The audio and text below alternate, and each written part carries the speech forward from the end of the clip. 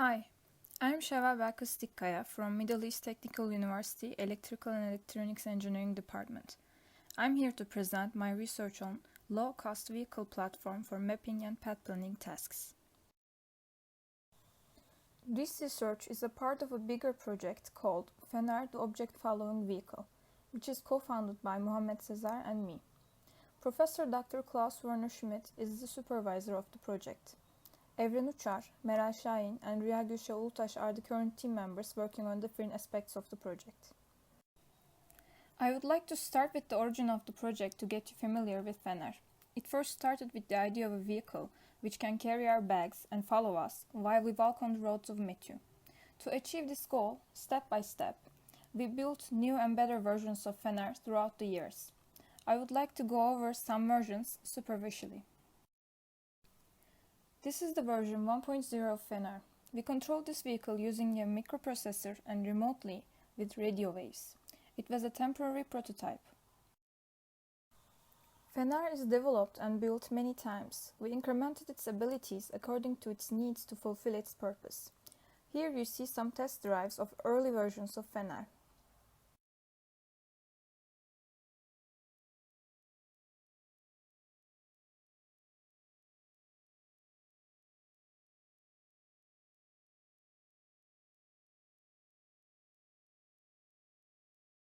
At version 2.2, we were able to follow objects with stereo vision. We developed our software further at this part and even solved some mechanical problems with software via sensors.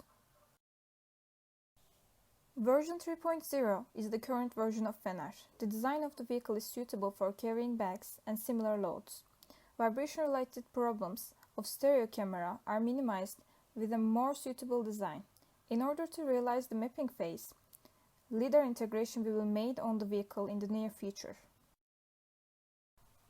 This is a group project with many aspects. I wanted to work on the mapping and path planning stages.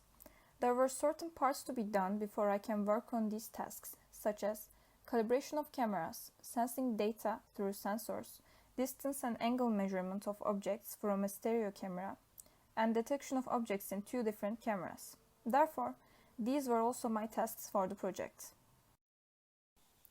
For these purposes, learning and using Robot Operating System, in short ROS, were crucial. I managed to calibrate cameras with the help of ROS stereo calibration package by applying the steps on the related ROS documentary. For sensing data and adjusting camera images tasks, I applied the following procedure. The image from the camera is 600 x 800 pixels since it must have certain sizes. Then I delete the leftmost and rightmost 100 pixels of the image and resize the image to 300 x 300. This cropping process reduces the viewing angle. However, other options would cause distortions in recognition or decrease in resolution. For these reasons, we chose to obtain a better quality image by sacrificing the viewing angle. OpenCV uses BGR, but since TensorFlow uses RGB, we converted the photos from BGR to RGB and finally receive images in the dimensions and format requested by the neural network model with 24 FPS. Calibrated real-time images are required for image processing. For this purpose, we use ROS stereo image processing package. Expectation is to obtain rectified left and right images. Stereo image processing package is basically a package of ROS which rectifies images and publishes them. The reason of selection of this package is due to its speed, efficiency, and easy implementation.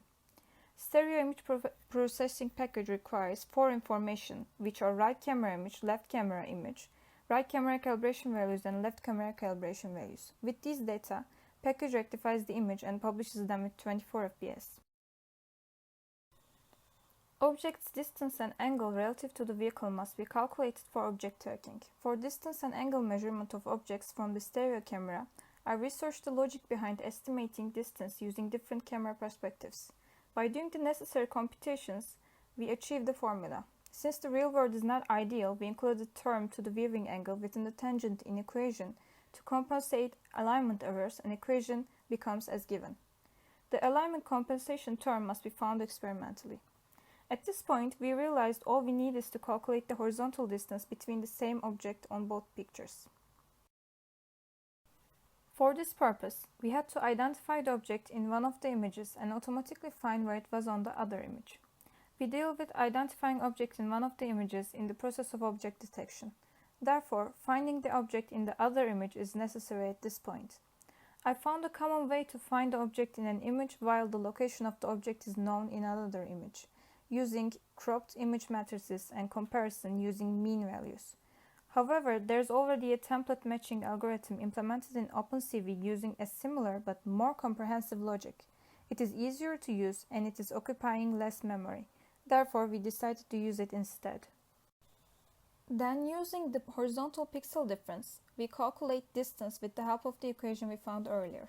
Using trigonometric and arithmetic calculations, we find the projection data of the distance on the plane where the vehicle moves using the pixel difference on the y-axis.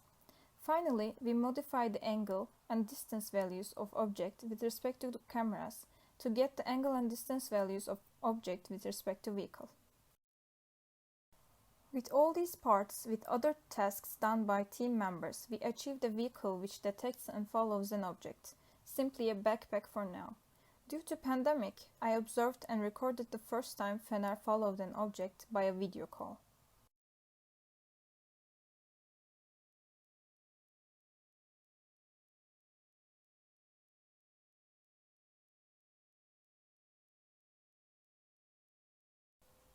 We decided to use Occupancy Grid Mapping algorithm for detecting obstacles, buildings, in short, the whole environment except the object we will track.